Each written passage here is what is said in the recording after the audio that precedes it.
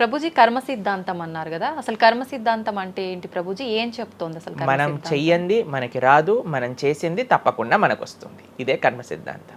Every action has equal and opposite reaction. Okay okay. ఇలా అయితే ఈ లా ఉందో అదే కర్మ సిద్ధాంతం. అంటే నువ్వు చేసింది ఏదైనా సరే ఆ యొక్క ఫలితం నుంచి తప్పించుకోలేవు. తర్వాత ఏదైతే నువ్వు చేసావో దాని నుంచి తప్పించుకోలేవు. మంచి అయినా చెడైనా మొన్న అయింది నీకు ఈ రోజు వస్తుంది, ఈ రోజు చేసిన దానికి రేపు వస్తుంది. ఇదే కర్మ సిద్ధాంతం అంటే. కాబట్టి ఎప్పుడు ఇది మన మనసులో ఉండాలి. అరే ఈ రోజు నాకు ఏదైనా బాధ ఉంటే నేను ఏదో చేశానేమో, కాబట్టి ఏదో చేశాము అయిపోయింది, ఈ రోజు ఈ కష్టం వచ్చింది, కృష్ణ నువ్వు నాకు శక్తినివ్వు ఈ కష్టాన్ని ఎదుర్కోవడానికి. ఇప్పటి నుంచి నేను ఇలానే మంచిగా ఉంటాను, ఎప్పుడూ అధర్మం వైపు వెళ్లకుండా ఉంటాను, స్వామి నువ్వే రక్ష అని ఆ ధర్మ చింతన ముందుకు తీసుకెళ్ళటం. ఇప్పుడు కానీ మనం ఆ ధర్మ సంకల్పం చేసుకుంటండి రేపటి రోజున. మరి చాలా మంది అంటే రేపు ఎవరు చూసారో లేదో, అయ్యా రేపు ఎవరు చూసారో లేదో అని కానీ మీ పిల్లవాడు చెప్పి నేను ఇప్పుడు కష్టపడను, రేపు నాకు ర్యాంక్ వచ్చాక నాకు ప్లేస్మెంట్ వస్తుందో లేదో నాకేం గ్యారంటీ ఉంది కాబట్టి నేను చదవను అన్నాడు అనుకోండి, ఏం చెప్తారు మీరు? నాన్న నువ్వు ప్లేస్మెంట్ గురించి బాధపడకు, ఫస్ట్ నీ కర్తవ్యం చదవటం నువ్వు చదువు, దాని తర్వాత నీకు వస్తుంది, నీ జీవితం సెటిల్ అవుతుంది. అంతే కదండి. మనం కూడా లేదు రేపు ప్రొద్దున ఎవరు చూశారు స్వర్గాన్ని నరకాన్ని కాబట్టి నేను ఇప్పుడు ధర్మాచరణ చెయ్యను అని అంటే మీ పిల్లవాళ్ళు కూడా ఎక్కడైతే చదవను అని అంటారో అలానే మనం కూడా తయారవుతాం. చాలా మంది అండి పెద్దవాళ్ళు పిల్లలకి మాత్రం మంచి నీతులు చెప్తారు, కానీ వాళ్ళ దగ్గరకు వచ్చేసరికి వాళ్ళు ఆచరించడానికి రెడీగా ఉండరు అనమాట. కాబట్టి మీరు ఒక్క విషయాన్ని ఆలోచించండి, మీరు ఏం చెప్తున్నారో అది మీరు ఫాలో అవుతున్నారా? పెద్దలు ఫాలో అవుతేనే అది పిల్లలు ఆచరిస్తారు, లేకపోతే ఆచరించరు. పిల్లలకి స్కూల్ ఎలానో మనకి భగవంతుడి యొక్క సృష్టి చేసిన ఈ ధర్మం అలాంటి. కాబట్టి ఈ రెండిట్లో మనం చాలా జాగ్రత్తగా ఉండాలి. ప్రభుజీ చాలా మంది ఏ పని చేయాలన్నా కూడా ముందు వెనక ఆలోచించి ప్రతిదీ జ్యోతిష్యాన్ని పట్టి దాని ప్రకారంగానే పనులు చేస్తూ ఉంటారు. నిజంగా జ్యోతిష్యాన్ని నమ్మొచ్చు అంటారా? జ్యోతిష్యం 100% కరెక్టే, కానీ జ్యోతిష్యాన్ని నువ్వెంత సీరియస్గా తీసుకోవాలి అది ఆలోచించాల్సిన విషయం. జ్యోతిష్య శాస్త్రం అది, శాస్త్రం ఎప్పుడూ కూడా కరెక్టే, కానీ మనకి ఎంత అవసరం అది. ప్రతిరోజు ప్రొద్దున లేవంగానే రాశి ఫలాలు ఏమైపోయాయి అని కొంతమంది చదువుతూ ఉంటారు. ప్రతి చిన్న విషయానికి ఈ రోజు ఏమైంది, ఈ రోజు ఎలా ఉంది, ఆ రోజు ఎలా ఉంది, సండే పేపర్లో వచ్చింది ఇంకా ఈ వారం ఎలా ఉండబోతుంది, ఇవన్నీ నీకు అవసరం లేదయ్యా. నువ్వు ధర్మాచరణ చెయ్యి, భగవంతుడి పట్ల నమ్మకం పెట్టుకో, ఆయన చూసుకుంటాడు. భక్తులు ఎవరు కూడా అలాంటి విషయాలని సీరియస్గా తీసుకోరండి. ఎందుకంటే బృందావనంలో ఒక భక్తులు ఉన్నారనమాట. ఆయన అంటారు, మొత్తం అన్ని గ్రహాలు నీకు అనుకూలంగా ఉండి నువ్వు కృష్ణ భక్తుడివి కానీ అవ్వకపోతే అన్ని గ్రహాలు అనుకూలంగా ఉండి నీకేం లాభం. తర్వాత అంటాడు, అన్ని గ్రహాలు ప్రతికూలంగా ఉండి కానీ నువ్వు కృష్ణ భక్తుడు అయితే ఏవి నిన్ను ఏం చేయలేవు. ఎందుకంటే భగవంతుడు అలాంటి రక్షణ ఇస్తాడనమాట. మనకి భగవంతుడి దగ్గర ఆ శక్తి ఉన్నది. కాబట్టి మనము దేన్ని ఎంత సీరియస్గా తీసుకోవాలి? మనకి కావాల్సినది ఆధ్యాత్మికత, భక్తి. భగవంతుడి గురించి విన్నామా, భాగవత రామాయణాదులు శ్రవణం చేశామా, స్వామికి ఆరాధన చేసుకున్నామా, ఆలయానికి వెళ్ళామా, గోసేవ చేశామా, ధార్మికంగా ఉన్నామా, ఎవరికి ఏం చెడు చేయలేదా, మంచి అందరి గురించి కూడా మంచి ఆలోచిస్తున్నామా, ఒకళ్ళతో మంచిగా మాట్లాడుతున్నామా, ఎవరికి చెడు చేయట్లేదా, ఇంతవరకు నీ ఆలోచన ఉంటే సరిపోతుందండి. ఈ ధర్మ చింతన మనకు కావాలి. అంతేకాని ఏమవుతుంది, నా రాసి ఏంటి, ఇదేంటి, ఇప్పుడు అంత పిచ్చి జనాలకి ఎలా పెరిగిపోయిందంటే ఒకళ్ళు అంటారు ఈ ఉంగరం పెట్టుకోమంటారు, ఒకళ్ళు అంటారు ఇలా నీ పేరు రాయి అంటారు, ఒకళ్ళు అంటారు నీ పేరులో ఏ ఏ ఏ ఏ ఎక్స్ట్రా రాయమంటారు. ఇవన్నీ ఏంటి మారిపోయాయి? ఇవన్నీ మార్చుకొని నీ ఆచరణ కానీ మారకపోతే, నీ థింకింగ్ కానీ మారకపోతే, నీ ధర్మం పట్ల ఉండే అనిరుక్తి కానీ పెరగకపోతే ఇవన్నీ చేసి ఏం లాభం? కాబట్టి మనం ఎసెన్స్ ఆఫ్ ధర్మ భగవంతుడి ఆరాధన. సవై పుంసాం పరో ధర్మో యతో భక్తిర్ అదోక్షజే. అటువంటి స్వామిని ఆశ్రయించటంలో మన టైం పెట్టాలి, కానీ ఇలాంటి చిన్న చిన్నవి చూసుకోవటం, వీటి కోసం మనం సమయాన్ని వేస్ట్ చేసుకోవటం మంచిది కాదు. జ్యోతిష్యం కరెక్టా? 100% కరెక్ట్.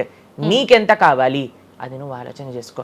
పెళ్లి చేసుకోవాలి, గృహ ప్రవేశం చేసుకోవాలి, ఏదైనా పెద్ద ఉంటే అప్పుడు మీరు చూడాలి ముహూర్తం, వివాహం చేసుకోవటం కానీ లేదా ఏమంటాం మన గృహ ప్రవేశాది పెద్ద పెద్ద కార్యములకి చూసుకొస్తే ప్రతిరోజు ప్రతి క్షణం ప్రతి వారం ప్రతి నెల చాలా ఇది మందికి చూసుకోవాల్సిన పొద్దున్నే అవసరం. చూడండి అసలు రోజు గడవదు. ఇలాంటి పిచ్చి పనులు ఆపాలి ఫస్ట్.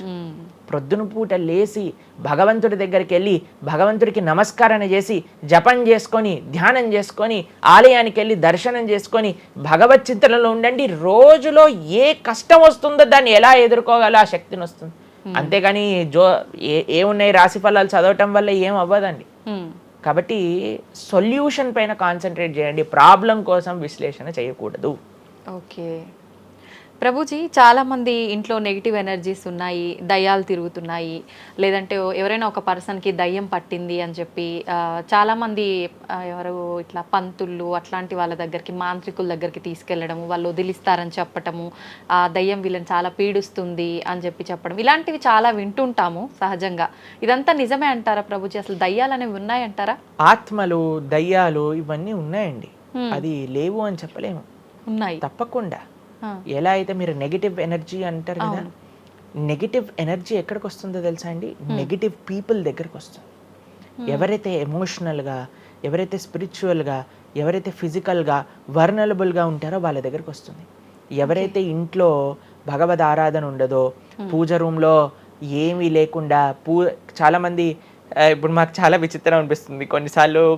మాకు ఈ ఇంటర్నెట్లో వీడియో చూసినప్పుడు వీళ్ళు చర్చ్లో ఉండే వాళ్ళందరూ దయ్యాలను వదిలిస్తూ ఉంటారనమాట. మాకు చాలా ఆశ్చర్యం ఏంటంటే వీళ్ళకే ఎందుకు దయ్యాలు పడుతున్నాయి అని.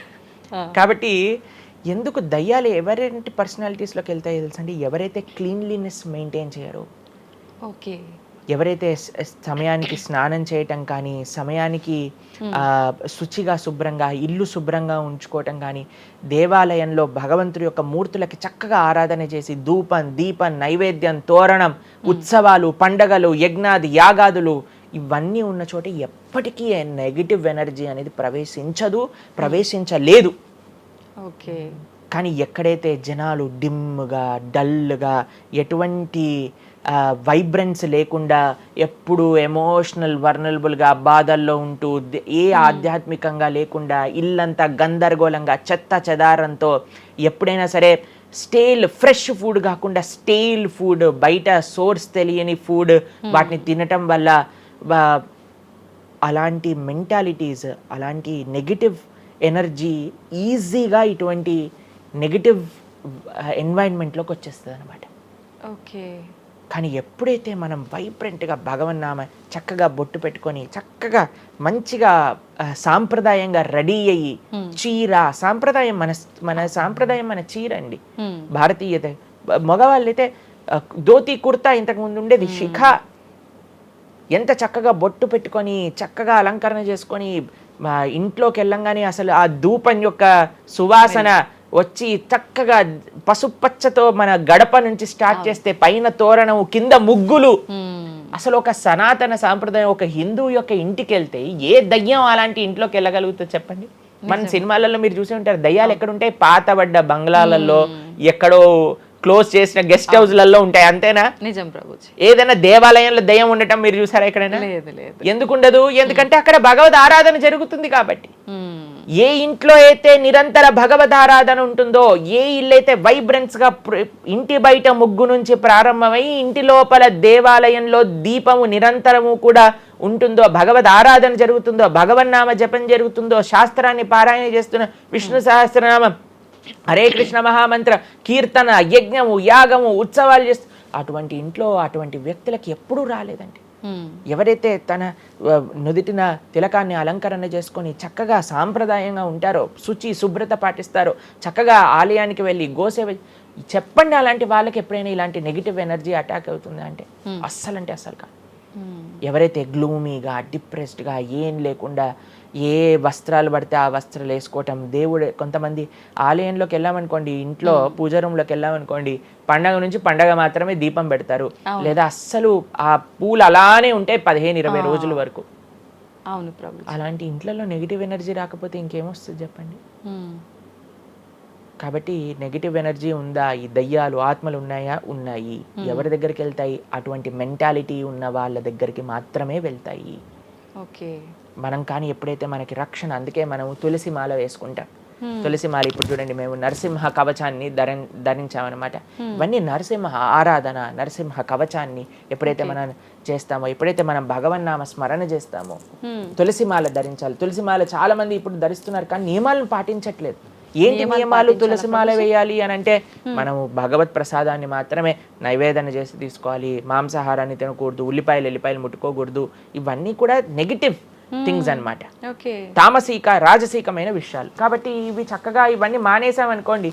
తులసిమాల ధరించడం అంటే ఏంటి అంటే చూపిస్తున్నాం అనమాట, మా దగ్గర ఎటువంటి తామసిక రాజసిక ప్రవృత్తులు లేవు, మేము సిద్ధ సాత్విక ప్రవృత్తిలో ఉన్నాం.